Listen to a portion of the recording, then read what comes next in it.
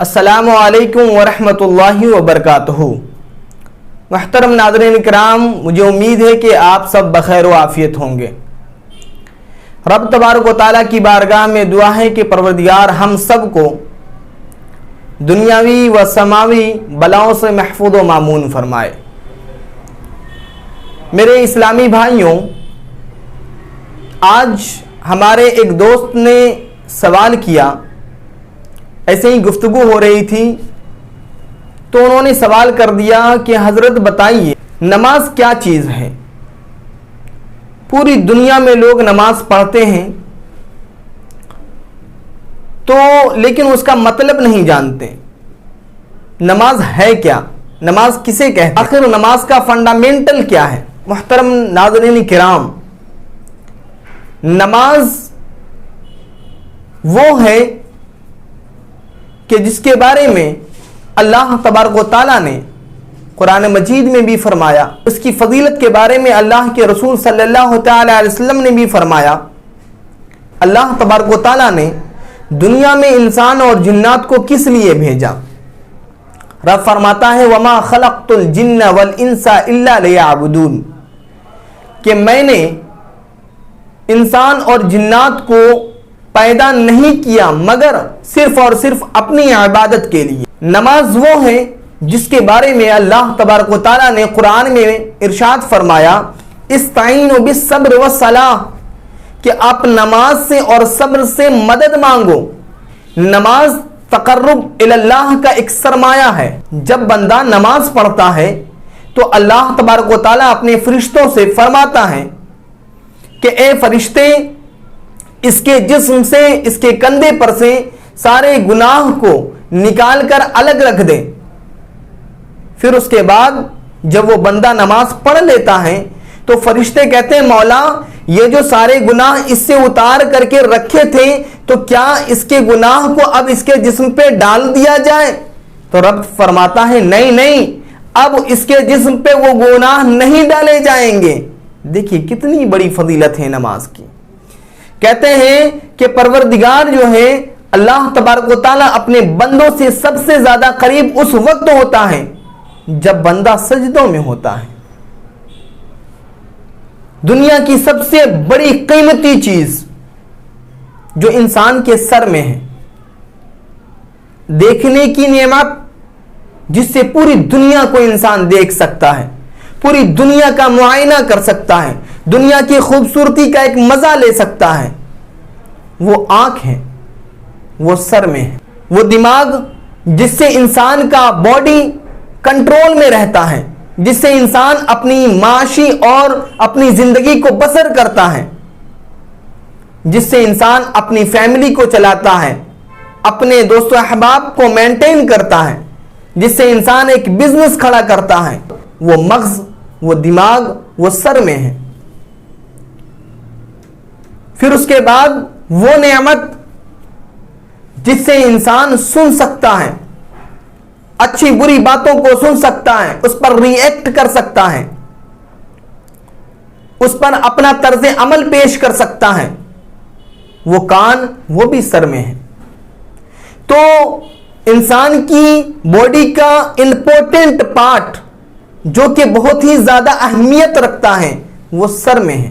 اور جب خدا کی عبادت کا وقت آتا ہے اور جب خدا بلاتا ہے تو اپنی ساری صلاحیتوں کو سرنڈر کر کے، اپنی سارے سرمایے کو سرنڈر کر کے، اپنی ساری طاقتوں کو سرنڈر کر کے انسان جو ہے سجدے میں چلا جاتا ہے۔ تو یہ اس سے ثابت ہو جاتا ہے کہ اللہ تبارک و تعالی اس انسان کا مالک ہے، خالق ہے، تخلیق کرنے والا ہے۔ تو میرے دوستو، نماز وہ ہے جس کو کر کر کے انسان خدا کو یاد کرتا ہے۔ جب نماز پڑھتا ہے تو اس میں خدا کی یاد آتی ہے، اس لیے کہ نماز جو ہے وہ صرف اور صرف خدا کو یاد کرنے کے لیے ہے۔ نماز خدا کی یاد منانا ہے۔ اگر ہمارے پاس گاڑی ہو، بنگلہ ہو، اور اگر نہیں ہو تو ہم چاہتے ہیں کہ ایسا بنگلہ ہو کہ پورے گاؤں میں کسی کا نہ ہو، گاڑی ہو تو ایسی گاڑی ہو کہ پورے گاؤں میں کسی کی گاڑی نہ ہو، ہمارے پاس شہرت ہو تو ایسی شہرت ہو کہ پورے گاؤں میں، پورے ضلع میں، پورے ڈسٹرکٹ میں کسی کے پاس نہ ہو، لیکن نبی آخر الزمان خاتم پیغمبراں صلی اللہ تعالی علیہ وسلم تمام نبیوں کے سردار ہیں، لیکن اللہ تبارک و تعالیٰ نے جب انہیں اتنی بڑی نعمت عطا فرمائی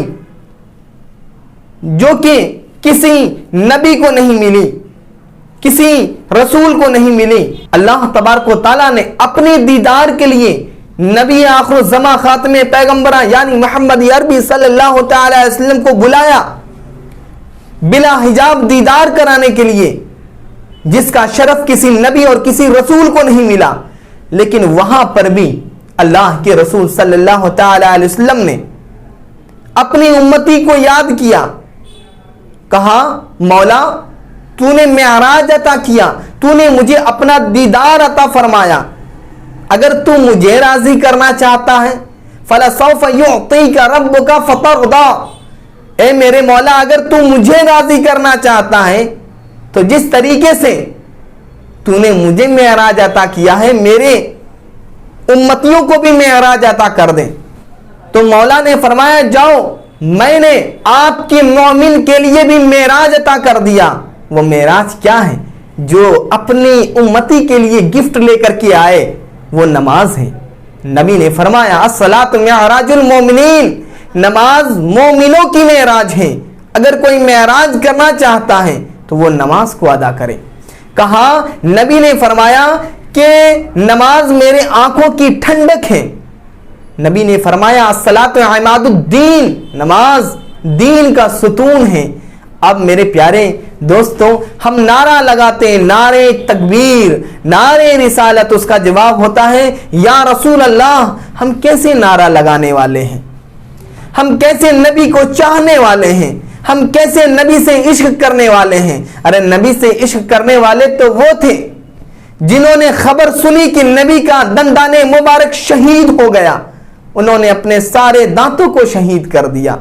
نبی سے عشق کرنے والے تو وہ تھے جنہوں نے نبی کی محبت میں اپنے گھر بار کو چھوڑ دیا، اپنے ماں باپ کی محبتوں کو چھوڑ دیا، اور مدینے کی سرزمین پر جا کر کے کھجور کے باغان میں جا کر نوکر بن گئے نبی کی محبت میں۔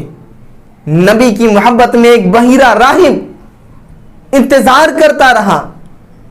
نبی کی محبت تو وہ تھی، ہم کیسے غلام ہیں جو ہم نبی سے محبت کرنے کے دعویٰ بھی کرتے ہیں، کلیم بھی کرتے ہیں، لیکن ان کی سنتوں کی پاسبانی نہیں کرتے، ان کی سنتوں پہ عمل نہیں کرتے۔